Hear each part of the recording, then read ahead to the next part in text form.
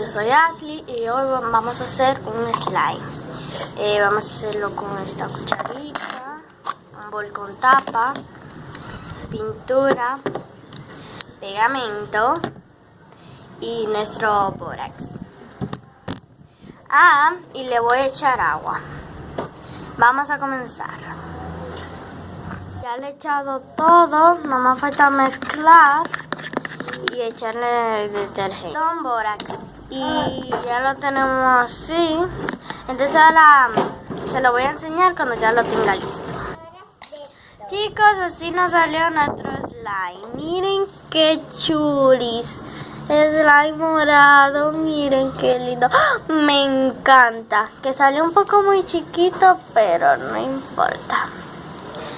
Entonces, lo invito a que se suscriban, que le den like a este video y activen la campanita de notificaciones para que no se pierdan ningún video como este. ¡Chao!